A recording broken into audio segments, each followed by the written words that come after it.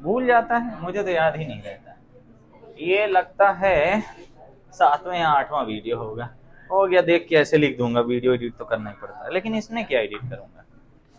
तो ये क्लास कौन सी मुझे नहीं याद है, क्योंकि दिमागी संतुलन हिला हुआ है। पता नहीं यार, मैं तो चलो हूं ही, तुम लोग को भी नहीं याद है। तुम्हें तो याद होगा धनंजय, नवमा है आज, नवमी भी है, कोई बात नहीं। आज दशहरा है, कहते हैं 10 राह खुली रहती हैं। आज रावण को मारेंगे है ना, क्या कल जलाते हैं, अरे पता नहीं क्या क्या। तो आज कोई लेक्चर है वो मैं वीडियो में लिख दूंगा, हम लोग वैज्ञानिक, हम लोग को याद तो रहता नहीं। आज एक बहुत इंपॉर्टेंट टॉपिक पढ़ने वाले हैं, लेकिन उसके पहले मैं थोड़ा सा एज यूजुअल रिवीजन करा दूं। हमने चालकत्व पढ़ा था यानी कंडक्टिविटी, फिर विशिष्ट चालकत्व पढ़ा था यानी सुपर कंडक्टिविटी, है ना। इसी को दूसरा चीज में कुछ नहीं कहते हैं, एनसीईआरटी में इसे चालकता कहता है। क्या कहता है? चालकता, एनसीईआरटी में। ठीक, हिंदी मीडियम की एनसीईआरटी इसलिए थोड़ा कठिन लगती है। ये डन है, ये डन है। इसके बाद हमने कौन सा टॉपिक पढ़ा? मोलर चालकता। और इसके साथ ही हमने एक टॉपिक पढ़ा तुल्यांकी चालकता।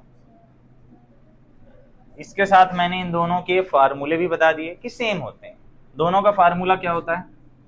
लैम्बडा इक्वल टू होता करता है कप्पा, क्या कप्पा था, कप्पा इंटू भी, ये फार्मूला होता है। ठीक है, अगर हम यहाँ ध्यान दें तो ये दोनों तरह का हो सकता है। इसको लैम्बडा एम बोलते हैं, इसको लैम्बडा ई क्यू बोलते हैं। इक्विवेलेंट कंडक्टिविटी होता है, ये मोलर कंडक्टिविटी होता है। नॉर्मल सा फार्मूला है। यहाँ पे जब v की वैल्यू रख देते हैं तो ई क्यू के लिए क्या आ जाता करता है? कप्पा इंटू 1000 अपॉन नॉर्मलता, एंड लैम्बडा एम कितना आ जाता है? Kappa into 1000 upon M. ये क्या है? नॉर्मेलिटी, नॉर्मलता, और ये क्या होता है? मोलैरिटी। ठीक, ये हमने पढ़ लिया था। और ये दोनों किसमें? यहाँ पे कप्पा की यूनिट क्या होगा? Centimetre, Simon centimetre inverse. मैंने एक बात को चीख चीख के बोला है आपको, 1000 बार बोला है कि अगर सेंटीमीटर में है 1000 ऊपर आएगा, मीटर में है 1000 नीचे आएगा। एनसीईआरटी में ऐसे दिया तो ऐसे ही करेंगे। आहा, गुलाबी सीसुबा। ये क्या है? तुल्यांकी चालकता। ये क्या है? मोलर चालकता। ये तो फार्मूले हैं, परिभाषा क्या है? परिभाषा ये है कि दोनों में हमें विद्युत अपघट्ट लेना है। इसमें क्या लेना है? 1 मोल विद्युत अपघट्ट, और इसमें 1 ग्राम तुल्यांक विद्युत अपघट्ट। इन दोनों को ले जाके बारी बारी से इन दोनों को ले जाके क्या करना है? 1 लीटर पानी में डाल देना है। ठीक है, यहाँ पे लीटर थोड़ा ज्यादा हो जाता है, केमिस्ट्री क्या है, बच्चों वाला विषय है, ठीक, इसीलिए समझ में नहीं आता। तो यहाँ पे ml लिया जाता है। क्या लिया जाता है? ml, यानी 1 सेंटीमीटर क्यूब। कुछ लोग बोलते हैं सर कितना होता है 1 ml? ये जो मार्कर की डिब्बी है ये 15 ml की है। ठीक है, इसमें 15 ml रहता है, जानते हैं, यहाँ तक भर के आता है। ठीक, ऊपर इतना खाली रहता है, वो खाली रखना पड़ता है, ठीक है, ताकि लूट सकें गरीब लोगों को। मुझे तो इंक खरीदने में रूलर आता है, बहुत आंसू आते हैं। ये मान लो 1 ml है, 1 ml है ना, 10 लीटर के बराबर। इसमें इसको भी ले आके डाल दिए, जब इसको ले आके घोल दिया तो 1 ग्राम तुल्यांक को 1 लीटर में डाले, है ना। इसका जो यूनिट हो जाता है क्या हो जाता है? ग्राम तुल्यांक प्रति लीटर। अब लीटर का यहाँ मात्रक ml वाला है तो सेंटीमीटर क्यूब आ जाता है। फिर इसी के साथ क्या आ जाता करता है? इसमें कप्पा, तो कप्पा यानी साइमन सेंटीमीटर इनवर्स, है ना। ये भाई साहब ऊपर आते हैं तो क्या हो जाता है? साइमन सेंटीमीटर स्क्वायर ग्राम प्रति ग्राम, यहाँ पे आता है ना, हाँ ये बटे में आएगा, तो प्रति ग्राम इक्विवेलेंट। ऊपर आ जाता है Simon centimetre square gram equivalent inverse. ठीक है, इसका मात्रक हो गया ये, किसका मात्रक हो गया ये, और यहाँ के लिए बस यहाँ पे क्या आ जाएगा? मोल, है ना। नॉर्मल था, सब पढ़ाया हुआ है, आप पुराने वीडियोस देख सकते हैं। ठीक है, डिस्क्रिप्शन में सबका लिंक मिल जाएगा। परिभाषा क्या होती है इसकी कि एकांक आयतन में, किसी विलयन के एकांक आयतन में 1 मोल विद्युत अपघट्ट को घोलने पर सभी आयनों की चालकता ही मोलर चालकता कहलाती है ब्रो। इसके बाद आज हम लोग का सबसे इंपॉर्टेंट टॉपिक शुरू हो रहा है, जिसका नाम है कोलरास का नियम। ठीक है, कोलरास का नियम। और जब मैं पहले दिन पढ़ा रहा था तो मैं इसको बहुत अच्छे से बताया था कि थोड़ा सा इम्पोर्टेंट टॉपिक है। अभी ये क्या है कि 2019 में आया, 20 में आया, 21 में पेपर नहीं हुआ, 22 में आया, 23 में नहीं आया, 24 में आया। ठीक है, तो आज तक 5-6 बार पेपर हो चुका है, तो एक साल बस नहीं आया है, बाकी हर साल आया है। बात ये अकेले नहीं आता, ये अपने कुछ अनुप्रयोग को लेके आता है। तो अनुप्रयोग थोड़ा सा आपको पढ़ने पड़ेंगे। ठीक है, क्या हुआ, जिसमें हमें दुर्बल विद्युत अपघट के वियोजन की मात्रा लाना पड़ेगा। ठीक, वो सारी चीजें करनी पड़ेंगी। तो कोलरास का नियम बहुत सरल है। ठीक, बात यह है कि ये अनंत तनुता पर कोई भी चीज बताता है। ठीक है, तो नियम क्या था, हमने पढ़ा था कि अनंत तनुता पर किसी विद्युत अपघट की मोलर चालकता उसके धन आयनों तथा ऋण आयनों की मोलर चालकता के योग के बराबर हो जाता है। मतलब इसको हम अनंत तनुता पर बात करेंगे। अनंत तनुता पर जो विलयन बोल दो, विलयन या फिर क्या बोल दो, विद्युत अपघट बोल दो की चालकता, चालकता कोई भी हो सकती है, ये किसके बराबर होती है, आयनों की चालकता। बस यही कोलरास का नियम है। ये दो कीवर्ड याद कर लो और फिर का की के प्रीपोजिशन कंजक्शन इंटरजेक्शन लगा लेना, पूर्ण विराम वगैरह। अनंत तनुता पर किसी भी विद्युत अपघट की चालकता, चालकता यहाँ दोनों आएगी, मोलर चालकता भी आ सकती है और तुल्यांकी चालकता भी आ सकती है, दोनों बढ़िया है। मोलर चालकता वाली ज्यादा सरल है, उसके सवाल आ जाते हैं। उसके आयन कौन कौन है, धन आयन है और ऋण आयन, धन आयन और ऋण आयन। उसके धन आयनों तथा ऋण आयनों की चालकताओं, अब चालकता मोलर लोगे तो मोलर, तुल्यांकी लोगे तुल्यांकी, चालकताओं के योग के बराबर हो जाती है। यही कोलरास का मस्त नियम। तो अनंत तनुता पर किसी विलयन की चालकता, अब इसको दर्शाते कैसे हैं, अगर ये ऐसी है, अब यहाँ विलयन कुछ ले लिए जाते हैं, मान लो ए भी एक विलयन है और ये टूट के क्या बना रहा है, ए प्लस और बी माइनस। ये क्या है, एक विद्युत अपघट्य है, ये क्या है, विद्युत अपघट्य। ए भी एक विद्युत अपघट्य है जिसमें धन आयन और ऋण आयन, लेकिन इसमें मान लिया कि x धन आयन है और y ऋण आयन, और इसकी संख्या कितनी लिखी थी यार मैंने, इसकी संख्या लिखी मैंने ax by लिखी है। क्या लिखी है, ax by, ax by। ठीक है, कुछ है, a कितने हैं वो यहाँ लिख दिया, b कितने हैं वो यहाँ लिख दिया। तो अगर कोई पूछे भैया x और y क्या है, तो हम क्या बोलेंगे, आयनों की संख्या है। x क्या है, कितने धन आयन हैं, y क्या है, कितने ऋण आयन। यार वीडियो तो चालू किया उन्होंने, 7 मिनट हो गए बकवास करते करते। तो ये एक विद्युत अपघट्य है जिसको हम तोड़े। ठीक है, अब इसमें धनायन भी और ऋणायन भी है, धनायनों की संख्या भी है, ऋणायनों की संख्या भी है। तो अगर हम इस विद्युत अपघट्य की मोलर चालकता की बात करें, अब हम इनकी क्या लगाएंगे, मोलर चालकता। मोलर चालकता या कोई भी हम तुल्यांकी चालकता भी लगा सकते हैं। ये लैम्बडा m आ जाएगा और यहाँ पे आ जाएगा ax by। बात ये है अनंत तनुता पर, तो हमें ऊपर रखना पड़ेगा।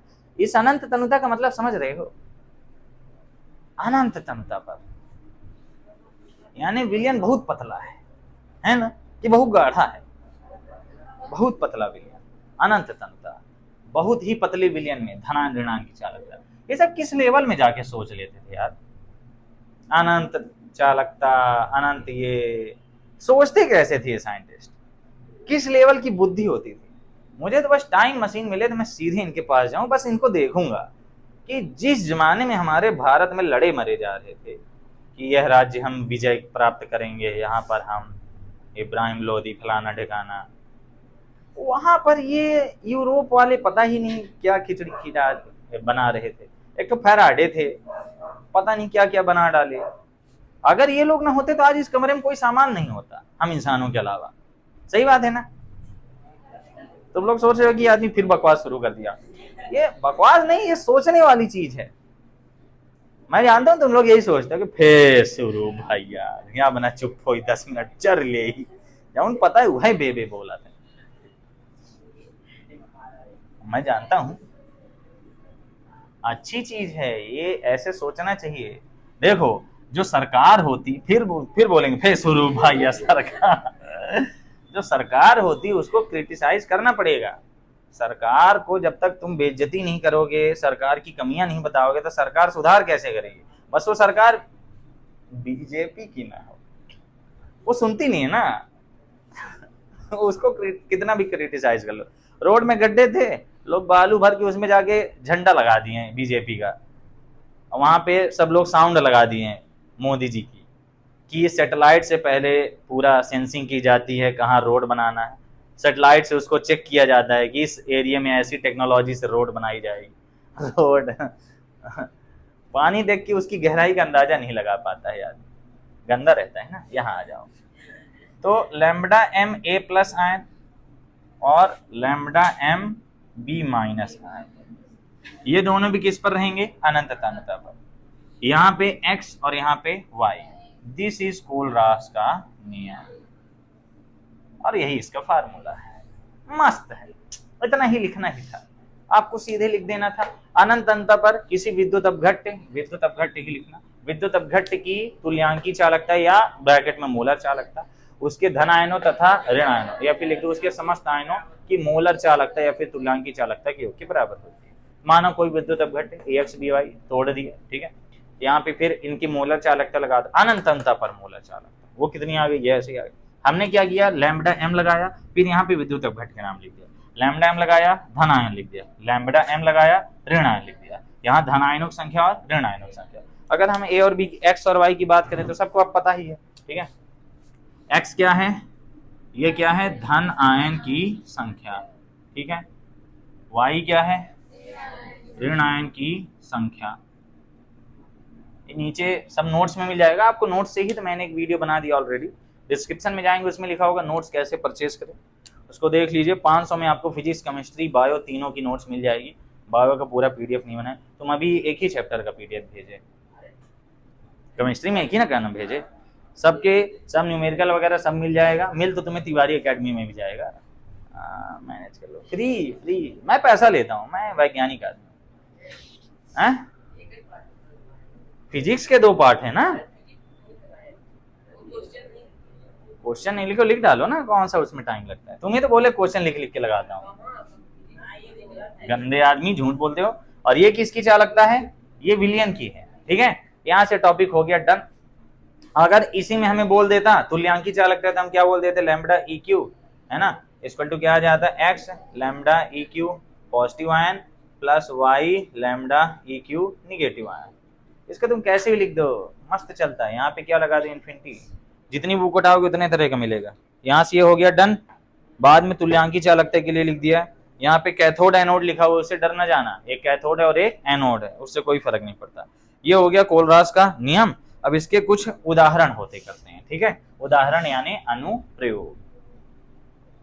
इसके न्यूमेरिकल बहुत सरल रहते हैं वैसे 2-3 तो हैं ही, उन्हीं को लगाना है, ठीक है। तो इसमें जो अनुप्रयोग है सबसे पहले कौन सा है, दुर्बल विद्युत अपघट्य की मोलर चालकता ज्ञात करना, ठीक है। तो अब हम लोग क्या पढ़ रहे हैं, इसका अनुप्रयोग। अनुप्रयोग अवश्य रूप से पढ़िए। मैं जानता हूँ आपसे टेस्ट में जब अनुप्रयोग देते हो आप लोग नहीं लिखते, ठीक, और उसके बाद बोलते हैं हम 95% मारेंगे। अब हंसी नहीं आएगी तो अब क्या करूंगा। जो पहला वाला है वो कौन सा है, दुर्बल विद्युत अपघट्य के, दुर्बल विद्युत अपघट्य के वियोजन नहीं यार, के नहीं की मोलर चालकता, दुर्बल विद्युत अपघट्य की मोलर चालकता। बात यह है कि इसके अनुप्रयोग में हम पढ़ क्या रहे हैं, इसके अनुप्रयोग में हमें यही आ पढ़ना है कि दुर्बल विद्युत अपघट्य का सब कुछ। तो पहले क्या पढ़ेंगे हम, दुर्बल विद्युत अपघट्य, इसके अनुप्रयोग में क्या आएगा, सबसे पहले आएगा दुर्बल विद्युत अपघट्य। दुर्बल विद्युत अपघट्य का क्या क्या ज्ञात करनी है बताओ।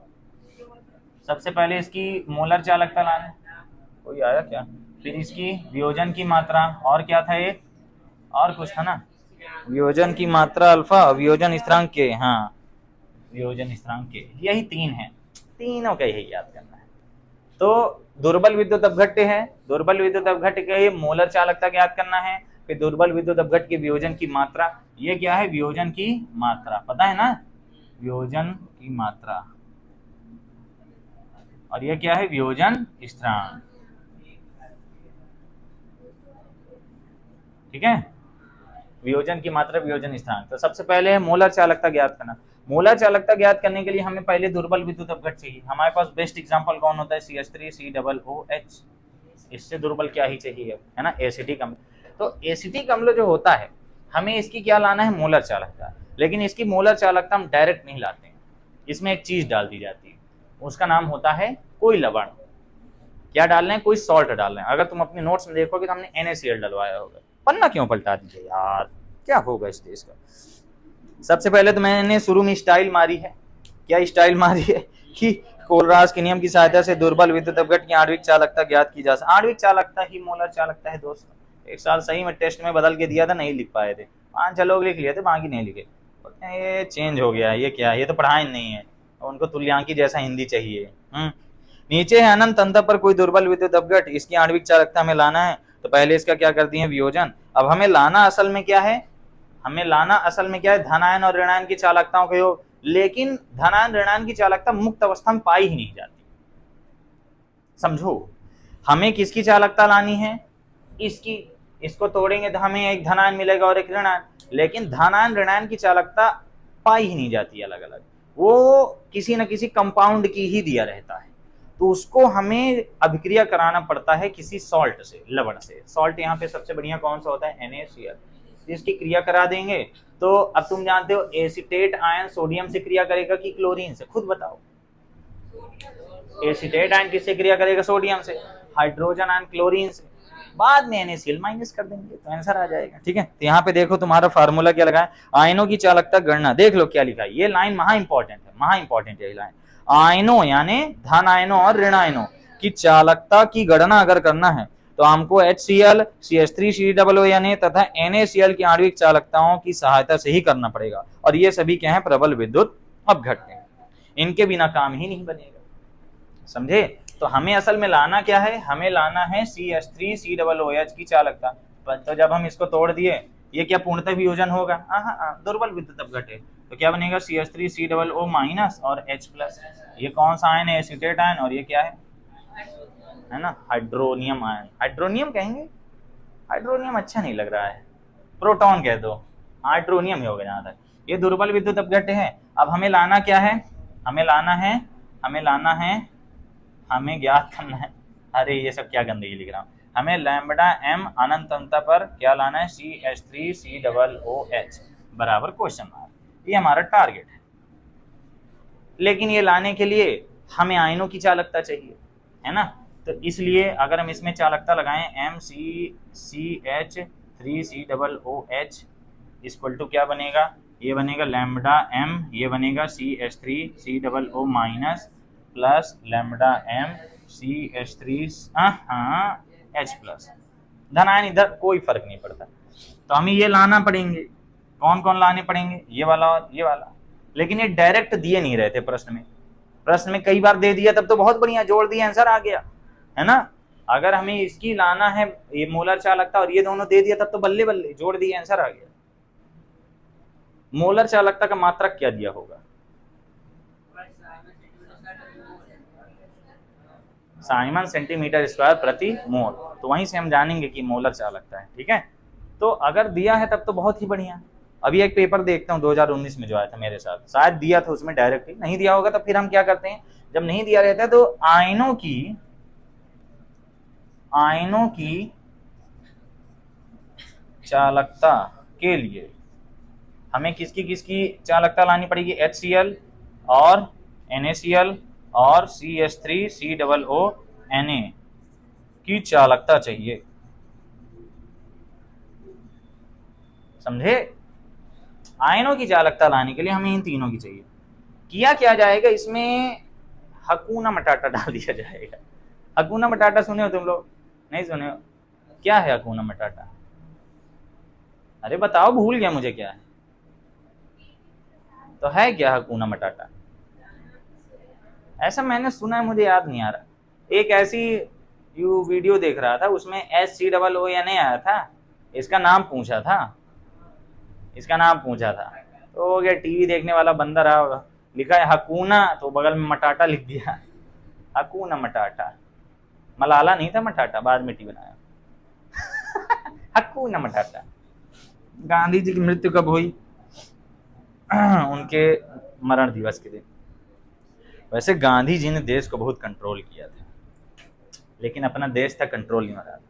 तुम लोग कभी क्या है, जैसे अभी तो तुम लोग चलो छोटे बच्चे हो, जब तुम लोग सीनियर हो जाना, ठीक, क्लास 12th में तो हो ही अभी, स्कूल के सबसे सीनियर हो, लेकिन हो गया।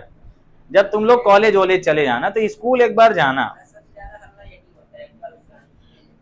तो नहीं, वो जो मैं बात बता रहा हूँ अभी नहीं, अभी जैसे तुम्हारा 26 जनवरी आएगा, आएगा ना, एक काम करना, तुम में से कोई एक बंदा अगर तुम्हारे करेजा हो तो, और बोलना आता हो तो, नहीं आता तो सीखो, क्या कर रहे हो, 26 जनवरी को एक तगड़ा स्पीच देना है स्कूल में, जिसमें तुम ये जो स्वतंत्रता कहलाती है हम लोगों की, है ना, स्वतंत्रता मतलब स्वतंत्र, खुद का सिस्टम हो, खुद का क्या है, कपड़ा तक तो विदेशी पहन रहे हैं, स्वतंत्रता के ऊपर थोड़ा सा लेक्चर देना, लेक्चर नहीं मतलब स्पीच, ज्ञान लेना थोड़ा, यूट्यूब में कम से कम 100 वीडियो देखना, 100 वीडियो, ज्ञान लो थोड़ा सा, और ज्ञान लेके वहां जाके वो अपना ज्ञान वहां डिलीवर करो, वहां लोगों को बताओ ये जो स्वतंत्रता हमको मिली है ये क्या थी, कैसे मिली। ये ना बताओ कि पंडित जवाहरलाल नेहरू, भगत सिंह हमारे देश के लिए जान दे दिए, ये सबको पता है। ये मत बताओ आज के दिन हमारा संविधान लागू हुआ, पूरी दुनिया जानती है। ये जो 26 जनवरी है ना, ये पहले स्वतंत्रता दिवस था। जो 26 जनवरी है ये पहले स्वतंत्रता दिवस था, तो इसके ऊपर तुम्हें स्पीच देना है। हंस रहे होंगे, पागल है। एक और आदमी हंस रहा था, फिर जब उसको गूगल में दिखाया तो 2 मिनट बाद मेरे से बोले, नहीं यार भाई धोखा हो, बताओ एक के बारे में। मैं लाभ ना बताओ गधा ना। तो हक्कूना मटाटा, ये सही में ये तुम्हारी स्कूल में इमेज चेंज कर देगा। ये बस तुम बोल के देखना, क्योंकि अभी तक कोई टीचर मेरे हिसाब से बताते हैं नहीं। टीचर क्या स्पीच देने आते हैं तो एक तो देशभक्ति गाना गा देंगे, बता देंगे हमारे देशवासी, हमारे क्रांतिकारियों ने ये किया वो किया, वो सब तो किए, लेकिन उसके साथ इफेक्ट क्या पड़ रहा था देश में। आजादी के समय देश के माहौल का वर्णन कीजिए आप। आजादी कैसे मिली हो तो सब जानते हैं, लड़ाई करके मिली है ना। असल में 1947 में कोई युद्ध ही नहीं हुआ। कोई युद्ध पड़े 1947 में? भारत छोड़ो आंदोलन तो 42 में पड़े, है ना। 1947 में कौन सा युद्ध हुआ कि युद्ध के दौरान हम विजय प्राप्त किए, विजयी हुए और हम आजाद हो गए? कोई युद्ध हुआ? नहीं हुआ। वो बिना युद्ध के आजादी प्राप्त हुई, स्ट्रेटेजी थी उसमें। हाँ, तो मैं हकूना मटाटा पढ़ा रहा था। तो ये चकूना हो गया है और हकल नकल यहाँ पे है। इसकी हमें क्या लाना है? मोलर चालकता लाना है। मोलर चालकता लाने के लिए हमें धनायन ऋणायन की चाहिए, लेकिन धनायन ऋणायन की दिया नहीं रहता। तो इसमें क्या डाल दिया जाता है? नमक डाल दिया जाता है। क्या डाल दिया जाता है? नमक। तो इसमें क्या कर दिया जाएगा? नमक को जोड़ भी दिया जाएगा और नमक को घटा भी दिया जाएगा। क्या किया जाएगा? नमक को जोड़ भी देंगे, नमक को घटा भी देंगे। तो ये लैम्बडा MCH3COO माइनस है और ये क्या है? लैम्बडा MH प्लस है। इसमें क्या आ जाएगा? लैम्बडा MNA प्लस आ गया और लैम्बडा MNA प्लस, एक बार प्लस कर दे एक बार माइनस। सोडियम को जोड़ दिया, घटा दिया, कोई दिक्कत? कोई दिक्कत? और एक बार क्या कर देंगे? क्लोरीन को जोड़ देंगे। अरे यार पाई बन गया। क्लोरीन को जोड़ देंगे और एक बार क्लोरीन को घटा देंगे। तो माइनस वो इन्फिनिटी वगैरह लगाते रहना, बस मैं तुम्हें समझा रहा हूँ, ठीक है।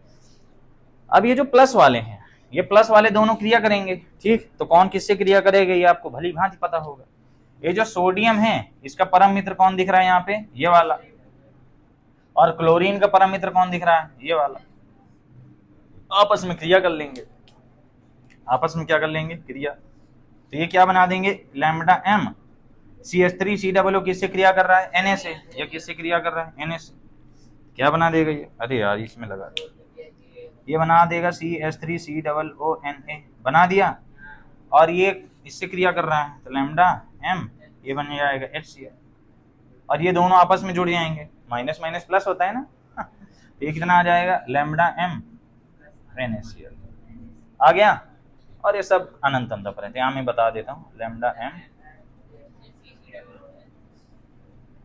तो विलयन की अनंतता पर हम क्या ला दिए? विलयन की मतलब दुर्बल विद्युत अपघट की अनंतता पर चालकता।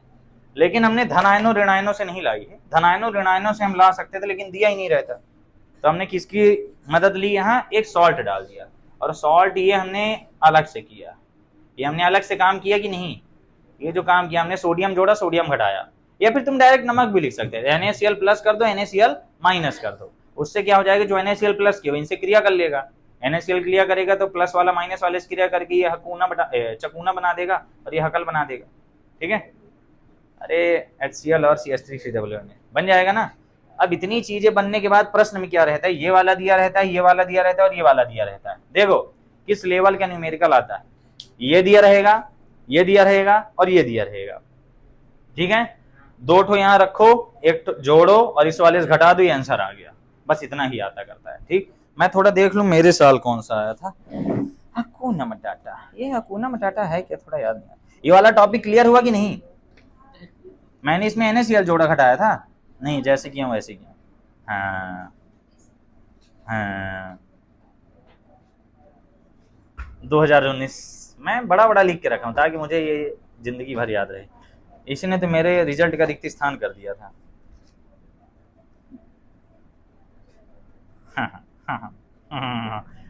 जो न्यूमेरिकल आया था 2019 में, उसमें प्लस माइनस का ही दिया हुआ है, तो तुम्हें NaCl जोड़ने घटाने की जरूरत नहीं। लुआठ बन गया था, ऊपर वाला बन गया था। हाँ 5 नंबर में 2019 में पता है क्या आया था? अथवा में आया था सेल स्थिरांक किसे कहते हैं, विशिष्ट चालकता व सेल स्थिरांक के बीच क्या संबंध है। पढ़े हो? सेल स्थिरांक किसे कहते हैं बताओ, अभिषेक तुम बताओ। याद मतलब कोई बुद्धि भी लगाए कि सोचे कि सेल स्थिरांक क्या है, अच्छा ये सूत्र था, अच्छा ये सूत्र से ये परिभाषा बन जाएगी, अच्छा ये चित्र था। सोचना ही नहीं तो अब हम क्या करें, तुमको बताना है, बताओ।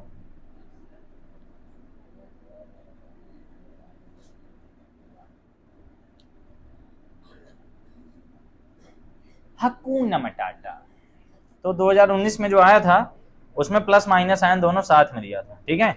2019 में कोलराज का नियम आया था। 2020 में देखता हूँ कोलराज का नियम और दो अनुप्रयोग आया था।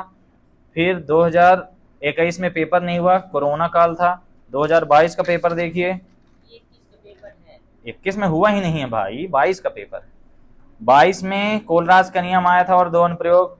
फिर 23 का पेपर देखिए, 23 में नहीं आया था, जहां तक नरनष्ट समीकरण आया था और विद्युत रासायनिक सेल, सिर्फ 23 में नहीं आया है। 24 में लास्ट में ही आया हुआ है कोलराज का नियम और इसके दो अनुप्रयोग। कभी भी कोलराज का नियम अकेले नहीं आया है। मेरे साल आया था, मेरे साल कुछ फूंक के बनाए थे पेपर। क्या बंद तो नहीं हुआ होगा दीदी, बस उसकी बैटरी लो हो जाती है। 2023 में जो पेपर आया था, और ये एक जून हायर सेकेंडरी का कौन सा पेपर है यार, जून में कौन सा पेपर हुआ था, सप्लीमेंट्री वाला जून में नहीं आया था, उसमें फैराडे के नियम आए थे।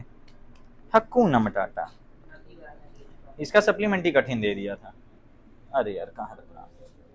तो कब कब आया है ये, 2019, 20, 21 नहीं हुआ पेपर भरना आता है, 22, 23 नहीं आया है, 24 गैप केवल 23। 25 में पता नहीं, मेरा मानना नहीं देना चाहिए यार, ऐसे नहीं दिया जाता कि वही दे दो। ये पहला टॉपिक होगा दुर्बल विद्युत अपघट की मोलर चालकता। अब हम दुर्बल विद्युत अपघट की मोलर चालकता निकालना सीख गए। ये एक एग्जांपल आता। अब इसमें क्या है कि किनारे कोई नंबर नहीं आया है। जैसे हम CH3COOH तोड़े तो क्या क्या मिला हमें, CH3COO माइनस और H+ आया ना। तो यहाँ पे तो एक एक पॉइंट थे ना, कुछ चीजों को तोड़ने में दो दो भी आ जाते हैं, है ना। जैसे अगर हम H2O को तोड़ दें, H2O को तोड़ेंगे तो कुछ नहीं आएगा यार, एक H+ आएगा और एक OH- आएगा। 2H2O भी तोड़ने में कुछ नहीं आएगा। कुछ ऐसा बताओ जिसको तोड़ने में कुछ अलग अलग आए, कुछ ऐसा बताओ। ऐसा कुछ दिख ही नहीं रहा है मुझे। हाँ जैसे CaOH को अगर हम तोड़ दें क्या आ जाएगा, Ca2+ आएगा और 2OH-, हाँ आएगा, है ना। तो ये क्या होगी, y की वैल्यू हो गई, ठीक है। तो जब इसको लगाएंगे λm तो उसके बगल में 2 लिखना पड़ेगा, तो 2 का गुणा 2 का भाग हो जाता है, ठीक। तो ये हो गया हकुना मटाटा।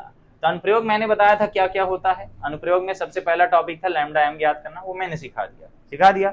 बस तुम्हें ये बोलना है कि धनायनों और ऋणायनों की चालकता ज्ञात करने के लिए हमें उसके साथ एक सॉल्ट डालना पड़ेगा, ठीक है। और कई बार दिया होता है, जैसे मेरे साल डायरेक्ट दिया है कि नहीं, तो डायरेक्ट रख देंगे हकुना मटाटा। अब दूसरा टॉपिक आता करता है दुर्बल विद्युत अपघट के वियोजन की मात्रा। इसके वियोजन की मात्रा लाने के लिए हमें नॉर्मल सा फार्मूला लगाना है, C पर मोलर चालकता बटे अनंत अल्फा पर मोलर चालकता। दूसरा कौन सा है, अल्फा वाला। हेडिंग पूरी आप समझिए खुद, नोट्स तो आपके पास है। दुर्बल विद्युत अपघट के वियोजन की मात्रा ज्ञात करना। शुरू की एक लाइन स्टाइल मारने के लिए लिखी हुई है, दुर्बल विद्युत अपघट की वियोजन की मात्रा ज्ञात करने के लिए फलाफल क्या, बॉटल है। तो अल्फा इक्वल टू फार्मूला क्या बना, सांद्रता C पर लैम्डा m बटे अनंत तनुता पर, है ना, अनंत तनुता पर लैम्डा m, ठीक है। इसको हम क्या बता दिए, लैम्डा m ऊपर आ गया C और ये लैम्डा m ऊपर आ गया इन्फिनिटी, बस खत्म। इसी के साथ एक ओस्टवाल्ड का तनुता नियम भी इंटीग्रेटेड रहता था, जो कि असल में 11th का है। ओस्टवाल्ड का तनुता नियम लिखाया है मैंने, लिखाया है,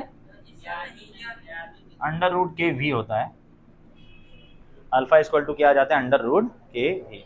और यदि हम v की बात करें तो हम मोलरता बराबर या फिर c बराबर क्या जानते हैं, c बराबर क्या होता है, n अपॉन v, है ना, और n इक्वल टू 1 पर क्या आ जाएगा, c equal to 1 upon v आएगा, तो v इक्वल टू क्या आ जाएगा, 1 अपॉन c, इसलिए अल्फा की वैल्यू क्या आ जाएगी, अंडर रूट के अपॉन c, है ना। c का दूसरा नाम m होता है, alpha equal to under root के अपॉन m आ गया। ये भी एक फार्मूला हो जाती है, ये भी एक फार्मूला। अगर आ गया पेपर में बस याद रखना, के क्या है सब लोग जानते हो, यहाँ के मोलर चालकता नहीं है, केमिस्ट्री वाला, अच्छा केमिस्ट्री चल रहा है, कसम से दोनों में ऐसे टॉपिक हैं मिक्स कर दिए, दिमाग खराब हो गया। यहाँ जो के है ये स्थिरांक है, कौन सा स्थिरांक है, साम्य स्थिरांक, जो हम अगला वाला पढ़ने वाले हैं, ठीक है, वियोजन स्थिरांक ज्ञात करने के लिए। ये वाला टॉपिक डन। अब ये बोल दो सर समझ में नहीं आया, फार्मूला याद रखना है बस। जैसे हम लोग के लाते थे, कितने के हैं भाई, एक तो वीडियो देख रहा था, एक तो कोचिंग में टीचर गए और वो सब बच्चों से पूछ रहे थे के का नाम बताओ, तो सब अलग अलग के बारे में बता रहे थे, 100-150 के का नाम बताएं, इतने सारे कांस्टेंट है के, कहीं पे कुछ है, कहीं पे कुछ है, कहीं पे कुछ है ना। तो ये वाला के मैं कौन सा बता रहा था, मुझे खुद भूल गया, नहीं मैं कुछ और बता रहा था, मैं परावैद्युतांक बता रहा था तो ये परावैद्युतांक वाला के, परावैद्युतांक वाला के कैसे लाते थे कि मीडियम का बटे मीडियम बटे एयर, ऐसे आता था कि नहीं। तो ये जो के आता था वो मीडियम बटे एयर आता था, तो ऐसे ये भी इसी टाइप का है, दोनों का क्या है अनुपात, कि दी गई सांद्रता पर मोलर चालकता बटे अनंत तनुता पर मोलर चालकता। अनंत तनुता वाली ये हम कह सकते हैं मानक स्थितियों में होती है, जैसे हम नष्ट समीकरण नहीं पढ़ रहे थे, ई सेल इक्वल टू क्या था, E not of cell minus R T upon N F, है ना, एल एन के आता था कि नहीं। तो यहाँ पे ये जो होता था, ये कौन सी स्थिति में होता था, मानक स्थिति, जो ज्ञात करके एक लिस्ट बना लेते हैं, ऐसे ये भी होता है, अनंत तनुता वाला ज्ञात करके लिस्ट बना लेते हैं, और ये वाला ज्ञात किया जा सकता है, समझे। तो ये दी गई सांद्रता पर होता है, ये वाला ज्ञात करने के लिए तो हमने पढ़ा है लैम्डा m इक्वल टू क्या पढ़ा है, लैम्डा इक्वल टू क्या पढ़ा है, के इंटू वी पढ़ा है कि नहीं। अब ये के कौन सा है, ये कप्पा है, ये विशिष्ट चालकता है, बहुत सारे के, ये के अलग है, ये के अलग है, ये के अलग है, ठीक। मेरे को स्कूल में एक लड़की कलुआ बांदर बोल दी थी, वो वाला के अलग है। तो यहाँ से आपको, मैं उसको गांधी बोल दिया था, नहीं वो कोचिंग वाली नहीं बोली है, स्कूल वाली बोली थी मेरे। तो ये वाली बात क्लियर हो गई कि नहीं। तो ये मानक स्थितियां होती हैं, तो ला लिया जाता है, और ये दी गई सांद्रता पर, अब दी गई सांद्रता पर ज्ञात करने के लिए हम इस तरह ज्ञात कर लेंगे, मान लो नहीं ज्ञात हो रहा तो अथवा वाला कर लेंगे, ठीक है। तो यहाँ से आपका दूसरा वाला भी क्लियर हो गया। अब तीसरा वाला देखते हैं, तीसरा वाला क्या है, वियोजन स्थिरांक, ये बहुत बढ़िया। और ये आप पिछले क्लास में चैप्टर 7 में खीब लगाए, कुछ लोग बोलते हैं ना खूब को खीब बोलते हैं,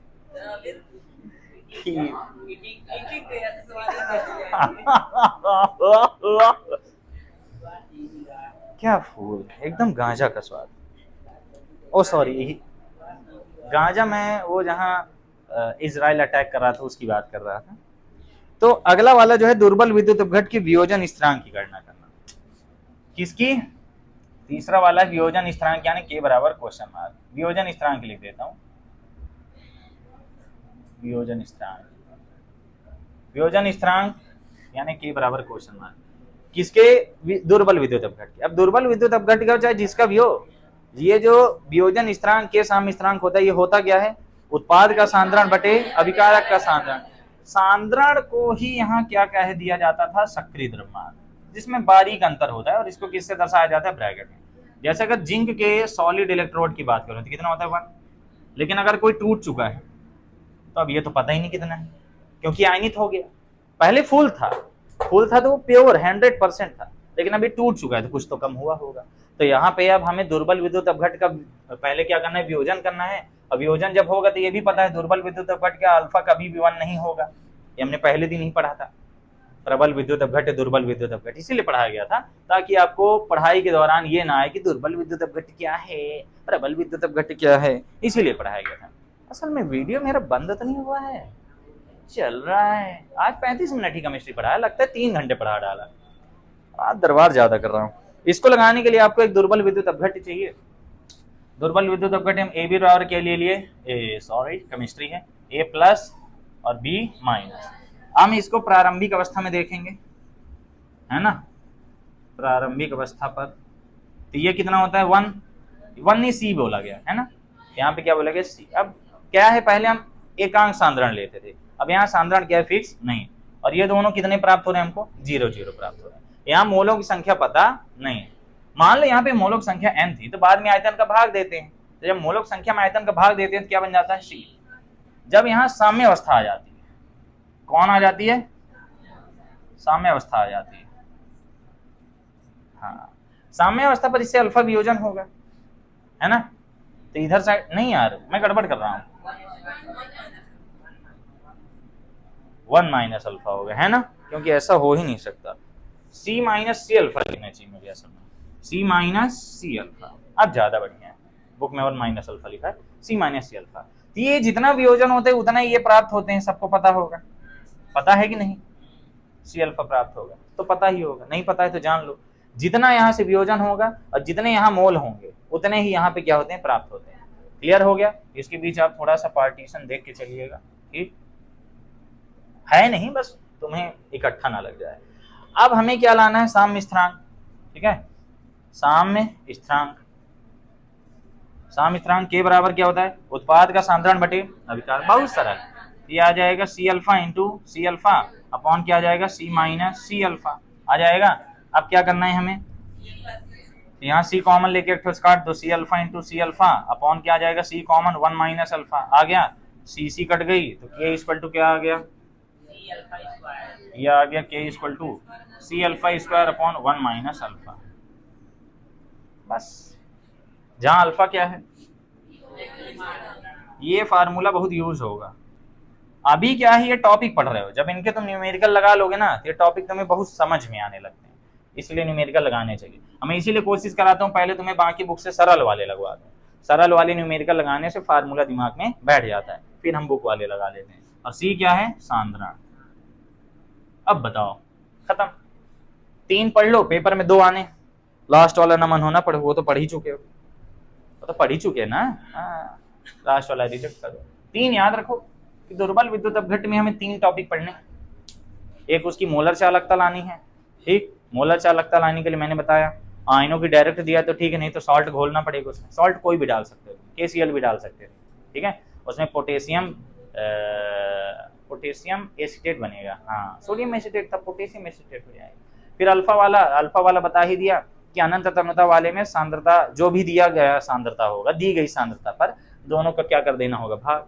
फिर नीचे वाला कौन सा है, के क्या था, साम्य स्थिरांक, वियोजन स्थिरांक। तो वियोजन स्थिरांक के लिए हमें एक दुर्बल विद्युत अपघट्ट लेना है, उसका वियोजन करना है, जो कि 100% होगा, नहीं तो ये तीर यहाँ सही नहीं। मान लिया पहले इसका सांद्रण क्या था, C, अब इससे C अल्फा का वियोजन हुआ, और यही अल्फा वियोजन की मात्रा होती है जो हम अभी ताजा पढ़े, ठीक है। और अल्फा वियोजन की मात्रा के लिए एक और फार्मूला बता दो, ओस्टवाल्ड का तन्यता नियम वाला, के भी, या फिर क्या होता है, अल्फा इक्वल टू के अपॉन सी, दोनों पढ़े रहे, ठीक। फिर यहाँ से सी अल्फा निकला तो जितना निकलेगा उतना ही बनेंगे। अगर ये 1 मोल निकला है तो ये दोनों 1 बनेंगे, अगर ये 2 मोल निकला है तो ये दोनों 2 मोल बनेंगे। ये केमिस्ट्री है, ये नहीं कि 2 निकला तो 1 बनेगा, 4 निकला है तो 2 बनेगा, 4 निकला है तो 4 ये भी बनेगा, 4 ये भी बनेगा, ठीक है। क्या हुआ,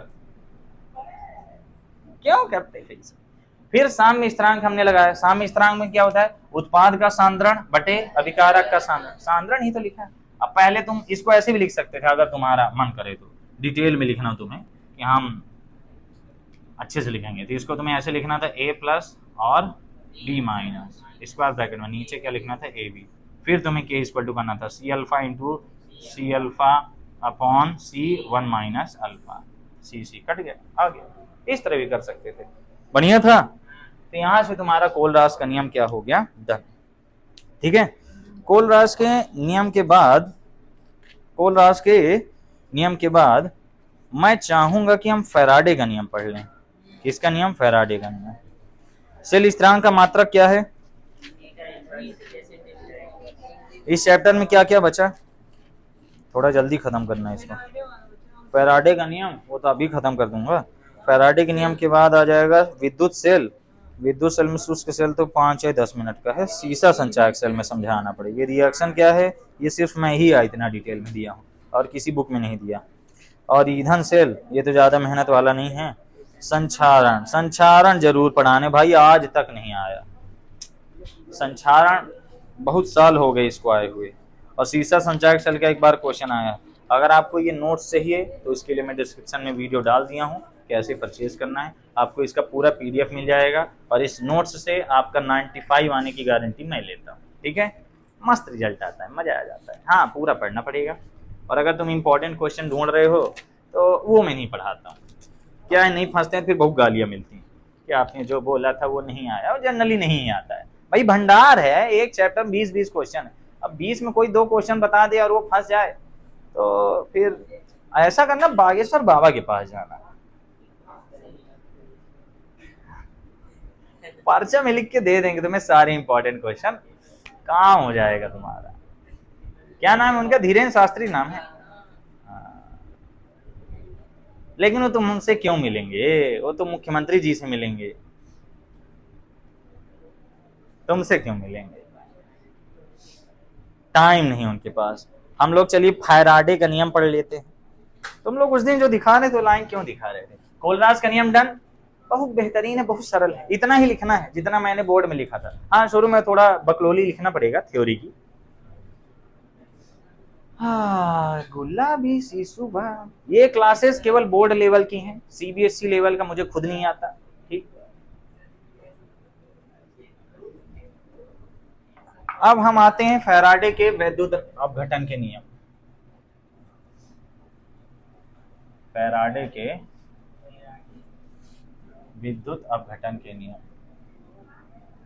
तो तुम ये बताए थे उनको कि मेरे लिए आप पूछ रहे हो, अरे थोड़ा बताते।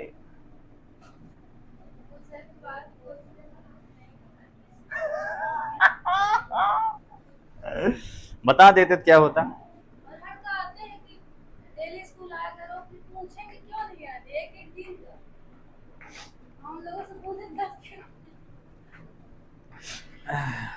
इस समय तो कोई कह ही नहीं सकता। इस समय मैं तुम लोग को एक भी बोलता हूँ कि क्यों नहीं आए, क्या हो गया नहीं आए, भाई मैं जानता हूँ सबके घर में काम चल रहा है, सब पूजा पाठ वाले बिजी हो।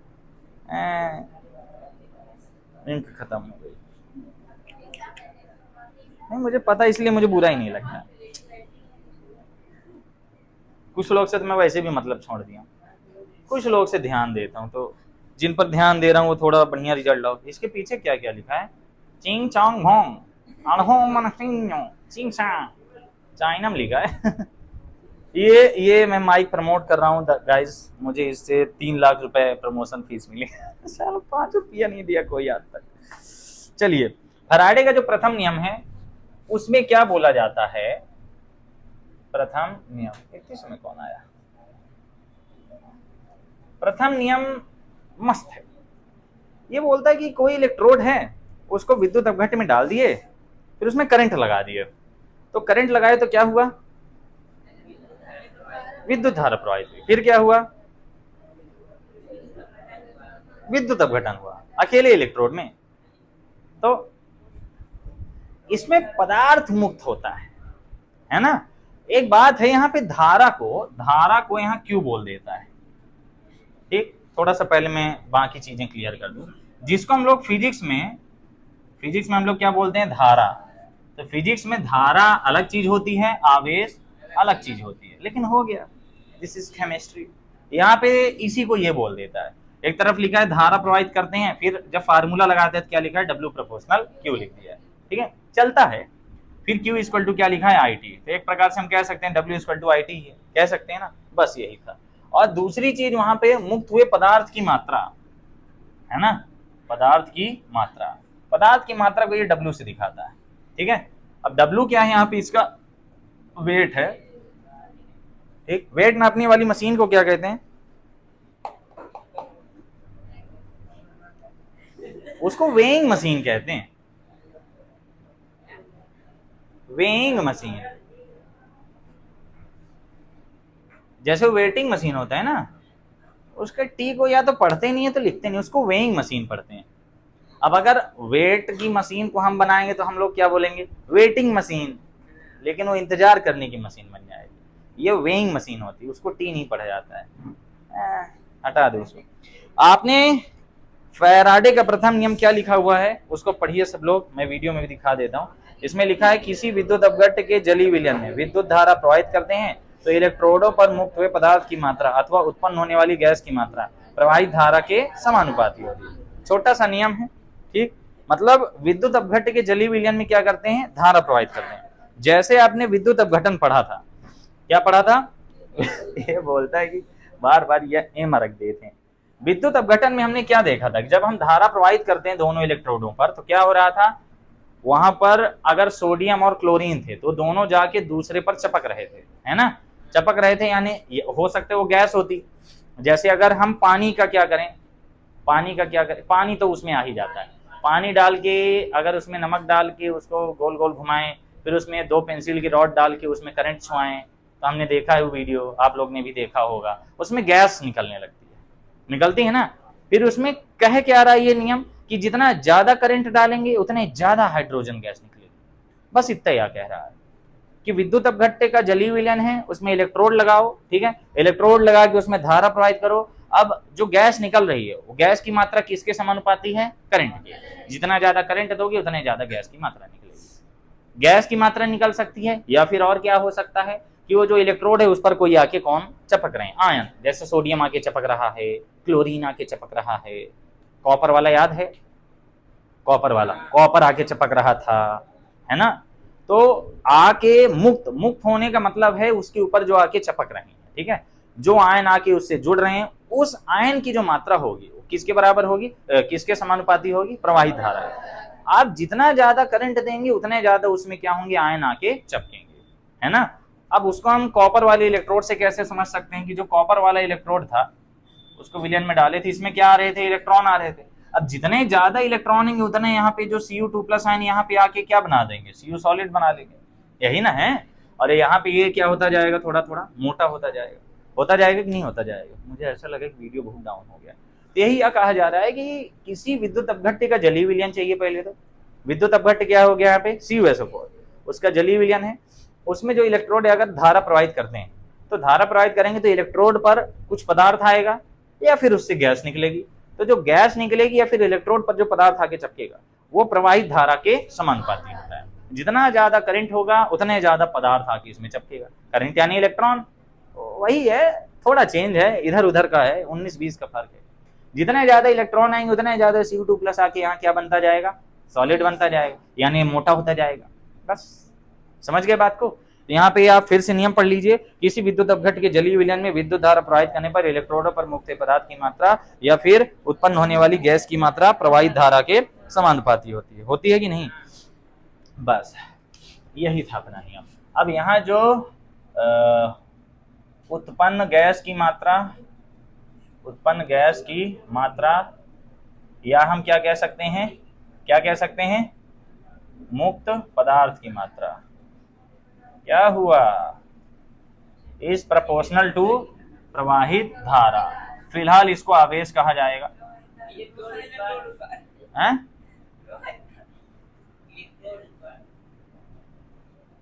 हाँ वही है। तो ये तुम लोग कहाँ देखे हो, तो सही ना है, इसमें खराबी क्या, वो ऑनलाइन पढ़ता होगा, ऑनलाइन जो कोर्स लिया है। कहाँ कोचिंग में चले जाओ, फैराडे का जो नियम है वही पढ़ाएंगे, कोलरास का जो नियम है वही पढ़ाएंगे। वो टीचर स्टाइल मारने को कह देते हैं ये सिर्फ ऐसा मैं पढ़ाता हूँ। किसी से भी पढ़ लो, जो चीज बुक में लिखी वही ना पढ़ा देंगे, क्या नया नियम लिख के पढ़ा देंगे। कोलरास राम कुमार का नियम, ये क्या होता है, अपना नियम कहाँ से ला देंगे। क्या मैक्सवेल है जो यहाँ यहाँ यहाँ यहाँ यहाँ आ जाओ। पदार्थ की मात्रा किससे डिनोट किया जाता है, W that is proportional to Q। Q की वैल्यू जब लाते हैं तो कितना आ जाता है, यहाँ मात्रा प्रोपोर्शनल ही थी ना, हाँ, जब प्रोपोर्शनल हटाते हैं तो कौन आ जाता है, Z। ये मेन फार्मूला हम कह सकते हैं। अब यहाँ हम सबकी वैल्यू रखेंगे, तो Z का फार्मूला क्या होता है, E/NF। Q का फार्मूला क्या होता है, IT, है ना। यहाँ पे यहाँ हम कह सकते हैं Z का फार्मूला क्या होता है, E/NF and Q equal to क्या होता है, IT। इसलिए W इक्वल टू क्या आ जाएगा, E/NF इंटू IT। ये लो एक और फार्मूला बन गया। बस इससे क्या पता चल रहा है, इससे हमें क्या पता चल रहा है कि W प्रोपोर्शनल I भी है कि नहीं, वो तो हमें यही दिख रहा था। इससे हम ये भी तो कह सकते हैं कि W प्रोपोर्शनल क्या होगा, IT। बात वही। अब आवेश इक्वल टू IT होती है, आपको पता होना चाहिए। कल एक लड़के को ऐसे पूछा कि आवेश का विमीय सूत्र बताओ, आवेश का विमीय सूत्र। अब बताओ, इतना पढ़ने के बाद अगर कोई आवेश का विमीय सूत्र ना बताए कैसा लगेगा, पढ़ना चाहिए कि नहीं। हाँ तो बताओ, नहीं तो आवेश का विमीय सूत्र क्या होता है, ये वेरी गुड, वेरी नालायक। तो ये आपके समझ में आया क्या। जेड को क्या कहा जाता है, विद्युत रासायनिक, क्या नाम था, विद्युत रासायनिक स्थिरांक, यही था। लिखे ही नहीं हो यार, कैसी बातें करते हो, क्यों नहीं लिखे हो। अरे लिखा था मैंने, विद्युत रासायनिक स्थिरांक कहाँ लिखा है, कॉपी में नहीं लिखे हैं दोस्तों।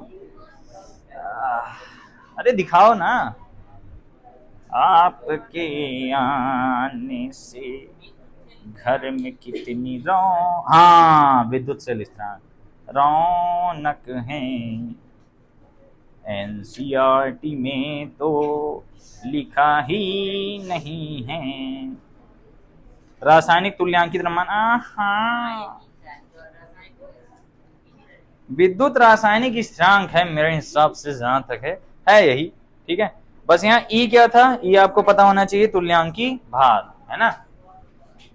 यहाँ हमें सब कुछ बताना पड़ेगा। जहां बताओ क्या क्या है, W तो पदार्थ की मात्रा थी, ई क्या था, मुक्त हुए पदार्थ का तुल्यांकी भार है। I क्या है, प्रवाहित धारा है।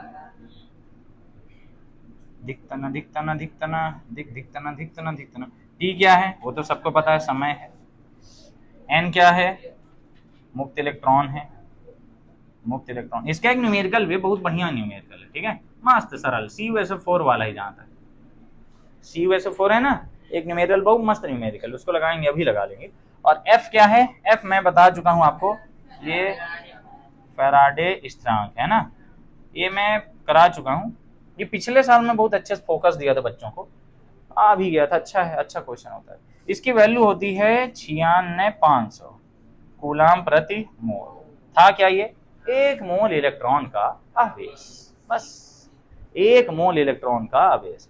नॉर्मल संख्या क्या थी इसकी, 96,487। हाँ कहाँ लिखे हो, हाँ ये, इसको हम क्या कह सकते हैं, ये क्या था, 1 मोल इलेक्ट्रॉन का आवेश, पर आवेश में आवेश जो आपको मानना हो मान लीजिए। गोला बना रहा था लेकिन चुचुक गया यहाँ पे, कोई बात नहीं दोस्तों, कोई बात नहीं। तो ये था आपका फैराडे का प्रथम नियम। आपको नियम केवल इतना से याद रखना, एक विद्युत अपघट्य है, इसमें इलेक्ट्रोड लगा है, उसमें हम करंट डालें तो या तो विद्युत अपघटन होगा तो गैस निकलेगी, bull bull bull bull bull bull, hydrogen निकलती करती है ना, हाइड्रोजन निकलेगी। तो जितनी हाइड्रोजन गैस की मात्रा होगी, ठीक है, जितनी हाइड्रोजन गैस की मात्रा होगी वो इस फार्मूले से लाई जाएगी, ठीक है, और वो प्रवाहित धारा के समानुपाती, जितना धारा प्रवाहित करेगी उतना है। एनसीईआरटी में लैंग्वेज थोड़ा इजी लिखी हुई है।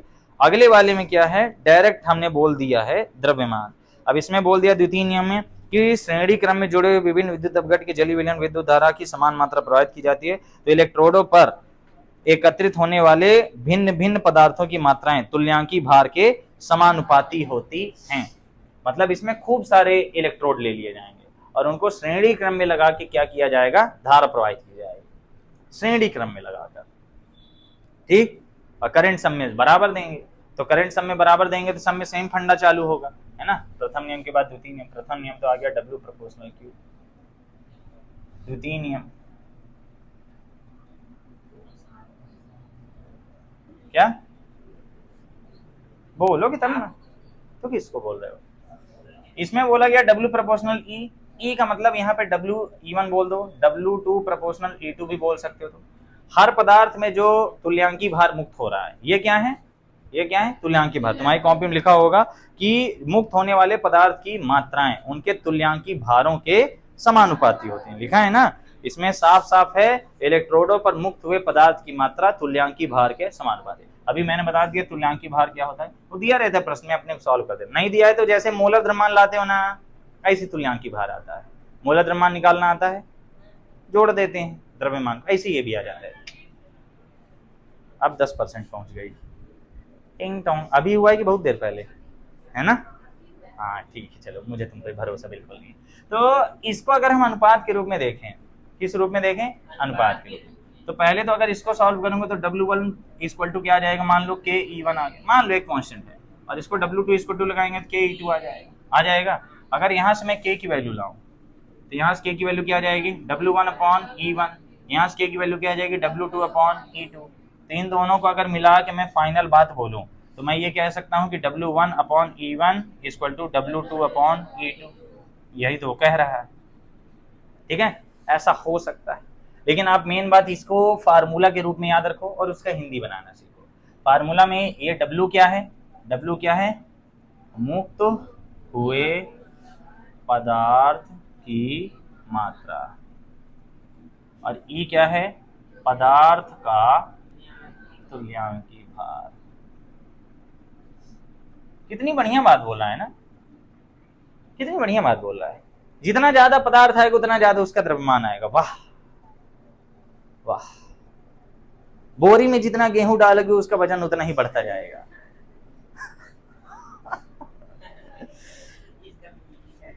कप में जितना पानी डालोगे उस पानी की हाइट उतनी ही बढ़ती जाएगी। ऐसी ये भी है। लास्ट लाइन याद रखना है, इलेक्ट्रोडों पर एकत्रित होने वाले भिन्न भिन्न पदार्थों की मात्राएं उनके तुल्यांकी भार के समानुपाती होती है। बस इसको याद रखिए। इसको इंग्लिश में क्या कहते हैं, तुल्यांकी भार को, इसको ग्राम इक्विवेलेंट मास कहते हैं। ये आप कहां पढ़े थे, ये मेरे को लगता है नॉर्मलतम पढ़े थे। WB × 1000 अपॉन GEMB × हमने ये भी पढ़ा था कि अगर आयतन दिया है तो ताप से प्रभावित होता है कि नहीं होता, आयतन होता है ना। गैसों का ताप बढ़ाने पर उसका आयतन बढ़ जाता। सच्ची, हाँ, गर्म करेंगे बेचारी भागेंगी, गैस के कण दूर दूर भागेंगे, कण पास नहीं आना चाहेंगे। गर्मी में वैसे भी आदमी हाथ पैर दूर करके सोता है, ठंडी में सिकुड़ जाता है। ठंडी में आदमी ऐसे एकदम, ठंडी में कुत्ता वगैरह कितना बढ़िया एकदम राउंड बन जाता है। इंसान भी कुत्ते ही तो हैं, हरकतें वैसी हैं। तो प्रथम नियम हमने कैसे याद रखना था, मुक्त हुए पदार्थ की मात्रा। यहाँ देखो, मुक्त हुए पदार्थ की मात्रा प्रवाहित धारा के समानुपाती, और यहाँ पर मुक्त हुए पदार्थ की मात्रा उस पदार्थ के तुल्यांकी भार के समानुपाती। ये कीवर्ड थे। अब ये कीवर्ड के रूप में पढ़कर आपको इसके लैंग्वेज देना आना चाहिए, और अगर कीवर्ड्स को लैंग्वेज देना आ गया और वो अच्छी लैंग्वेज देना आ गया तो आप शायद इसके लिए बने हैं। कीवर्ड्स को लैंग्वेज देना अगर आ रहा है, ठीक है, तो आप शायद इसके लिए बने हैं। और अगर कीवर्ड्स को आप लैंग्वेज के फॉर्म, अच्छी लैंग्वेज बना के एक थ्योरी नहीं जनरेट कर पा रहे हैं तो वहां पे दिक्कत है। फिर आप इसके लिए बने हैं, होता है। इसमें टिक करना है, इसमें पहले टिक करना पड़ता है, फिर बाद में लिखना पड़ता है, लेकिन टिक तो करना है। टिक करिए, बन जाएंगे। फैराडे के दोनों नियम आते हैं पेपर में, कभी भी अकेले नियम नहीं आता है। एक बार प्रथम नियम मेरे साथ बोल लो कि किसी भी विद्युत अपघट्य के जली विलयन में इलेक्ट्रोड पर प्रवाहित धारा प्रवाहित की जाती है तो मुक्त होने वाला पदार्थ या फिर उत्पन्न होने वाला पदार्थ उसमें प्रवाहित धारा के समानुपाती होता है। दूसरे वाले में क्या बोला कि भिन्न भिन्न इलेक्ट्रॉनों को जब श्रेणी क्रम में लगाकर उनमें प्रत्येक पर धारा की समान मात्रा प्रवाहित की जाती है तो इन इलेक्ट्रोडों पर मुक्त होने वाले पदार्थ की मात्रा उस पदार्थ के तुल्यांकी भार के समानुपाती होती है। दोनों प्रूव करना तुम्हें आता है, मैंने डायरेक्ट करा दिया ना इसको, हाँ E1 E2 करा दिया, तुम दो ठो भी करके दिखा सकते हो। ठीक है, नियम क्लियर है, फार्मूला क्लियर है। अब तुम्हारा केवल और केवल दो टॉपिक बचा है ना, इनको बढ़िया रिवीजन करो, बढ़िया पढ़ो, कोई दिक्कत हो तो बताओ, दिक्कत बस अपने लेवल में रहो बस। अब केवल दो टॉपिक बचे हैं, कौन कौन से हैं?